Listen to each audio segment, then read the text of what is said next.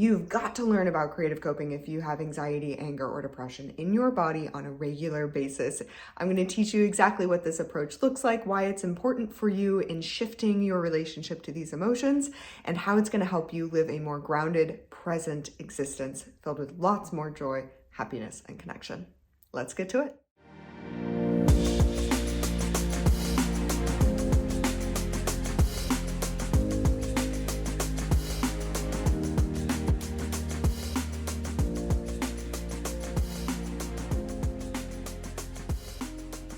Welcome to the Kaleidoscope channel. You've got anxiety, anger, depression, fear, guilt, shame, embarrassment, frustration, irritation, resentment, contempt, grief, any heavy, overwhelming emotion in your body on a regular basis. What the heck do you do to start interrupting those patterns and really shifting your relationship to those challenging emotions in a way that moves you towards the person that you want to be, and in a way that is deeply compassionate and loving towards what is existing in your body right now? Because y'all know we never healed anything with shame. We are going to turn towards our inner world with compassion, with the love and respect that we'd offer other people that needed our support.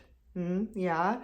And we're going to use creative coping practices to do that. You know me, my name is Aliyah Pritchard. I'm an embodied boundaries coach and trauma-informed breathwork facilitator. And I want to teach you about creative coping today, why it's so important, how you implement it, and the changes that you might see in your life once you start doing so.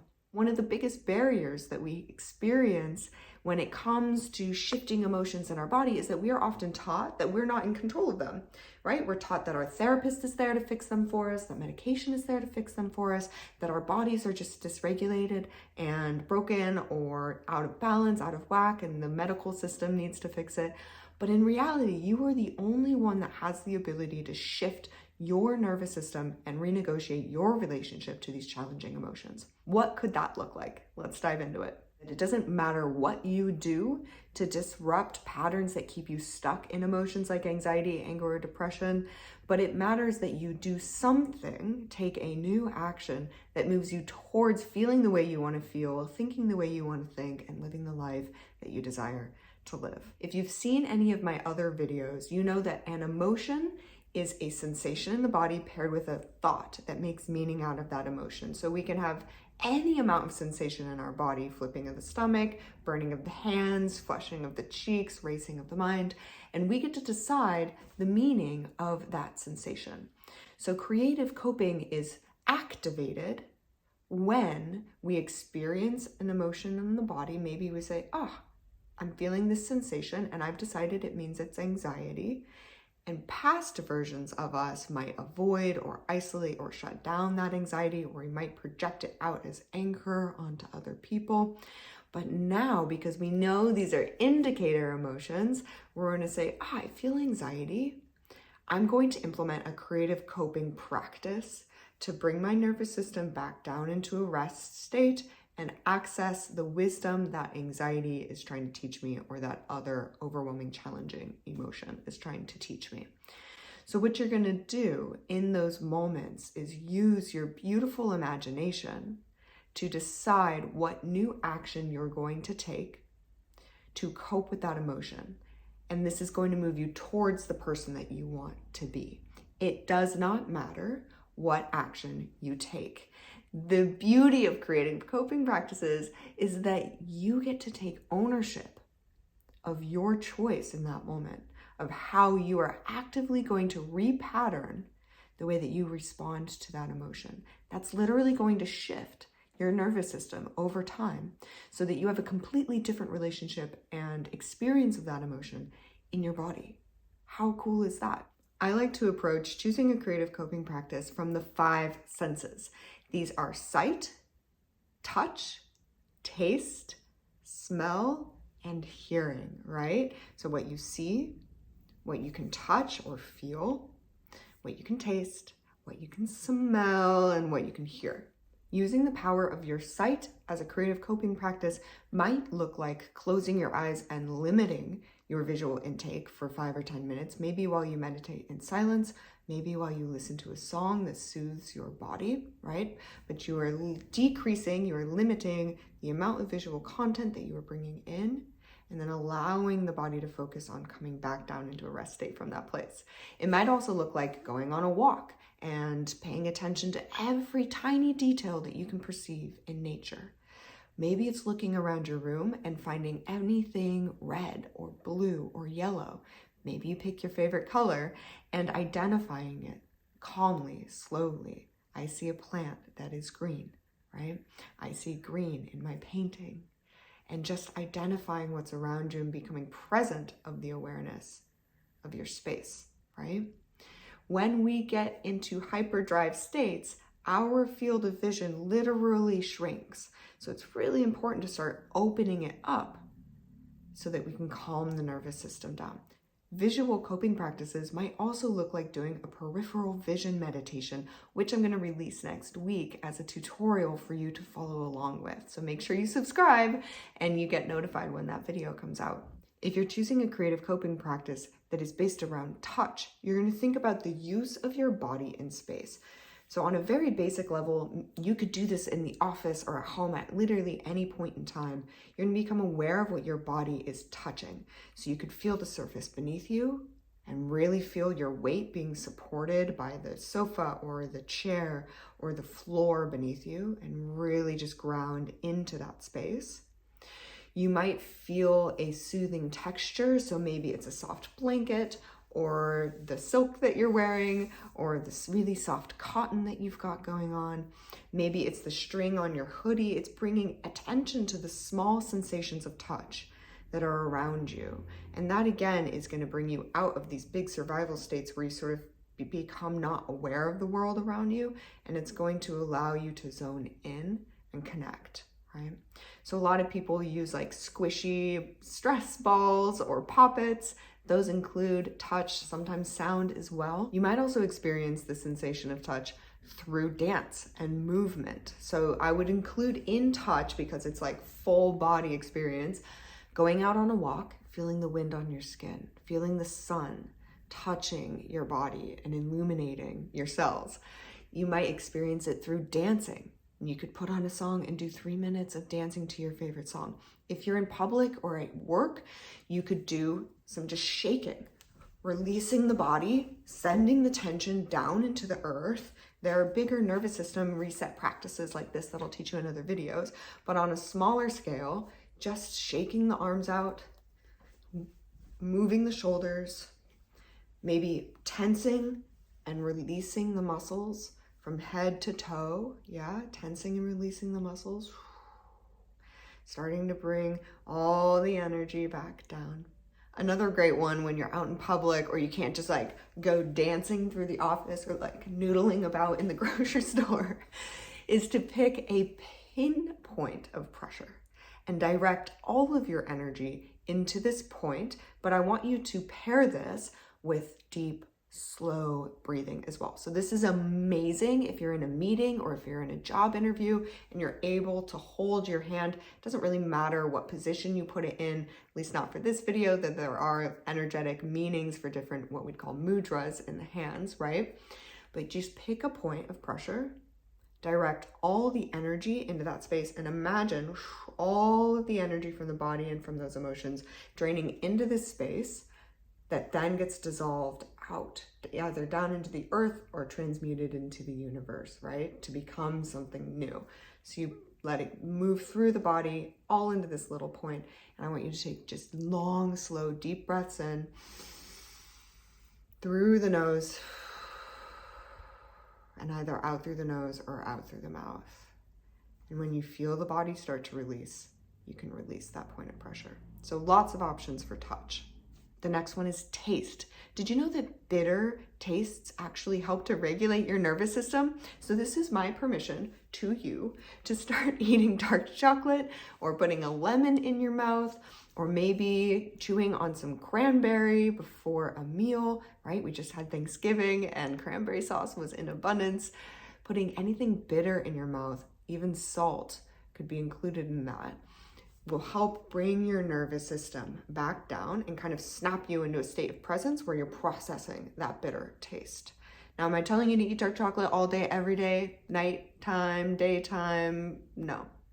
You gotta find the balance. But it is an interesting idea that we can use our taste to self-regulate. So if anxiety or depression comes up, maybe the only thing that you do in that moment when you realize you need to make a shift is you drink a big glass of water.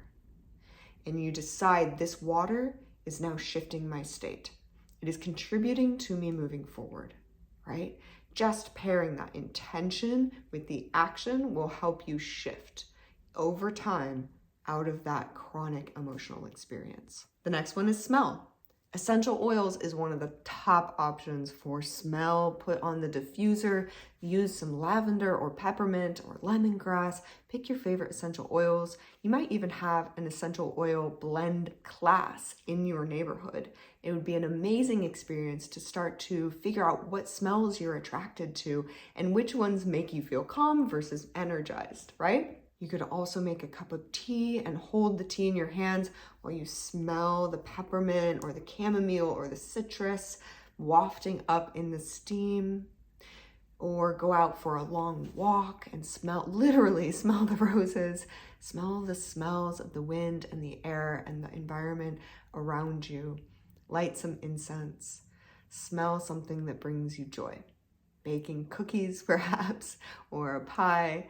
Anything that brings you into the body. So I imagine at this point you're getting the sense that these creative coping practices are all moving you towards the body. And I'm going to tell you in a moment which creative coping practices I don't encourage you to do. But first, let's cover the final creative coping practice, which is under the sense of hearing. I can imagine you already have some ideas for this. You might listen to your favorite song. You might step outside and listen for any and every sound that you hear in your neighborhood. You could do this in your room as well. Become aware of the fan on your TV monitor or your computer monitor, your hard drive. You could listen to the noises of the neighbors across the wall, of the shifting that your body makes when you move on the sofa, or you might put on a guided meditation, podcast, or breathwork practice by someone that you love to help you calm down and come back into the body and shift your state of being. So you can see that you have tons of choices. Now, of course, there are so many creative coping practices that I didn't bring in because they integrate multiple senses. What I want to support you in doing is choosing something that feels good for you in the moment and being imaginative about which practice you choose, because so often, especially as adults, we feel like we need to find the right answer, the right thing to do, or we feel like we need someone else to tell us what to do. But I am encouraging you now to turn inwards and start listening to your inner voice, even if it feels very quiet and subtle, and choosing something that would feel good for you in the moment. There are no right answers as long as what you're doing brings you back into presence in your body, brings you into the body rather than out of the body, and moves you towards the person that you want to be. This might look like getting outside in nature and putting your feet on the ground, journaling, reading, writing, listening to music, dancing, movement, shifting, learning vagus nerve exercises or other nervous system kind of slow muscle release exercises, walking outside, talking to a friend, humming, singing, playing guitar, playing other instruments. There are an infinite amount of choices. It doesn't matter what you choose. If you feel big anger and you stop in that moment, take a deep breath and draw a triangle on a piece of paper with the intention of shifting your state of being and changing the way that you're making meaning out of that feeling in your body, you will predictably renegotiate and change your relationship to anger. If you're feeling depressed and you put your feet up in the air on the bed and you wiggle them around and you shift the blood in your body and you use your muscles for just 2 minutes with the intention of shifting your state of being and your relationship to depression, you will, over time, shift your state of being and relationship to depression. Do you see where I'm going here? So it's a lot about taking ownership and fully deciding I am in control of my physical, emotional state, and I have the ability to start taking small actions. It doesn't have to be the perfect action. Taking any small action towards the person that I want to be in the way that I want to feel. Isn't that amazing? These are the practices that I wouldn't encourage you to do and I wouldn't consider to be creative coping practices because they bring you out of your body and they're dissociative. These are video games, drinking, smoking, any mind-altering substances, including overconsumption of food and exercise, anything that dissociates you from your physical state. The goal isn't to numb the feelings. It's to go down into the feelings and fully process them, and also take control of your response to the feelings by doing something new. So video games, for instance, are often really escalating to your nervous system. So they're going to put you in a fight, flight, freeze, or fawn phase. And that's not what we want. We don't want you tuning into Netflix or tuning into a video game or tuning into even long conversations with friends that you're using to avoid sitting and being silent and fully taking responsibility for your body, right? So the thing here is that it's not dissociative, you're tuning in, right? You're tuning in rather than tuning out. Does that make sense? Okay, so what you're gonna experience are just slow shifts over time as you implement these creative coping practices. All of the breathwork videos that I have up on this channel are included as creative coping practices. I encourage you to use them since breathwork is one of the fastest ways to repattern your nervous system and change your relationship to stuck emotions. I want you to take small little baby steps. This is called compounding. These small steps over time will compound to making a big difference. And it's just going to take time. You are literally rewiring your entire nervous system when you are shifting out of these stuck emotions and supporting them and changing. You're changing the actual physical structure of your body by changing your thoughts, your feelings, and the actions that you take around them. So give yourself a lot of grace, trust the process, and get comfortable imagining a new world and imagining new things that you can do with your body and your mind in order to shift your relationship to these emotions. If you don't feel like a creative person, that is just because you have not made space for the idea that you are a dreamer, you are playful, you are imaginative. That is the natural state of human beings. I know that all my economist and lawyer and accountant friends are like, really? No, I'm a mathematician, I'm not creative. You are. The nature of humanity, of being a human, of communicating and feeling and expressing and witnessing the world around you is creative. What would inspire you? Draw a circle on a piece of paper, write a random poem that doesn't make sense, go on a walk and choose a different route. That is creativity, that is imagination, and that is how you start to grow and change through creative coping practices. Let me know if this was helpful to you in the comments and which creative coping practices you're implementing and how you're finding them, because it's an experiment. There's no right answer. Our growth is not linear. We get to go in these loop-de-loops until we figure out what works for us, right? Like and subscribe for more, and I will see you in the next video.